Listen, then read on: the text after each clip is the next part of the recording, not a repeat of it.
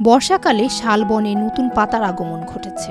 গাছের ডালে ডালে নানা প্রজাতির পাখির কিচিরমিচির শব্দে মুখরিত চারপাশ। জারুল ফুলগুলো যেন দর্শনার্থীদের আগমনের প্রতীক্ষায় দিন গুনছে।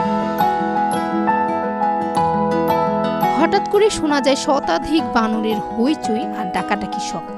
১.৫ শতাধিক মা বানর তাদের ছানাদের কোলে পিঠে নিয়ে ছুটে চলেছে বনের ভেতরে, যা এক মনোহর দৃশ্য। এই দৃশ্য এক নজর দেখতে ময়মনসিংহ, টাঙ্গাইল সহ দেশের নানা প্রান্ত থেকে ঈদের ছুটিতে ছুটে আসেন দর্শনার্থীরা।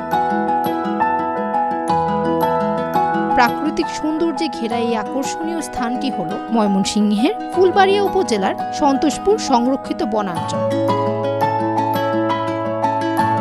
উপজেলার সন্তোষপুরে প্রায় ৩৫০০ একর এলাকা জুড়ে বিস্তৃত এই বনাঞ্চলে রয়েছে শাল ও সুফলা গাছের সমাহার।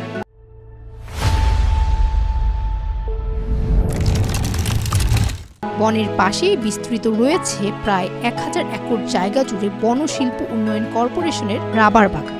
লাল মাটির উঁচু নিচু এলাকায় দৃষ্টিপাত করলেই মন হারিয়ে যায় প্রকৃতির টানে। এই বনে রয়েছে প্রায় ৫০০ বানরের বসবাস। মানুষ দেখলেই খাবারের আশায় তাদের দিকে ছুটে আসে। কেউ কেউ আবার দর্শনার্থীদের কাঁধে চড়ে বসে। এবছর ১.৫ শতাধিক মা বানর নতুন করে বাচ্চার জন্ম দিয়েছে। মা বানরদের ছানাদের কোলে ও পিঠে নিয়ে বনে ছুটে চলার দৃশ্য মন কেড়ে নেয় আগত দর্শনার্থীদের। তবে ৩৫০০ একর এই বনের সড়ক যোগাযোগ ব্যবস্থা বেশ নাজুক। একটু বৃষ্টি হলেই কাদা জলের সড়ক দিয়ে হেঁটে চলায় কঠিন হয়ে পড়ে। ঈদ উপলক্ষে বনে ১৫ থেকে ২০টি ভ্রাম্যমাণ দোকান দেওয়া হয়েছে। দোকানিরা দোকান তৈরির জন্য কাজ করছে। দোকানিরা জানান, যদি বৃষ্টি হয় তবে বেচা কেনা হয় না।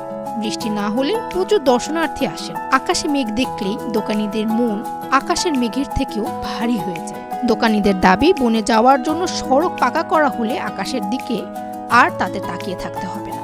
দোকানিরা জানায়, ঈদ পার্বণে বৃষ্টি হলে লাভের মুখ দূরে থাক, আসল নিয়েই বাড়ি ফিরতে হয়। ভঙ্গুর সড়ক ব্যবস্থার কারণে এবারের ঈদে লোক সমাগম নেই বললেই চলে বলে জানিয়েছে সন্তোষপুর সংরক্ষিত বনাঞ্চল কর্তৃপক্ষ। এখানে ঈদ আসলে ৪-৫ দিনের জন্য এই পর্যটনে আমরা দোকানপাট করে খেতে পারি। আমরা এই পাহাড়ি এলাকার মানুষ। এখানে আমাদের জন্য রাস্তাঘাট, দুই পাশে 2টা কাঁচা রাস্তা আছে।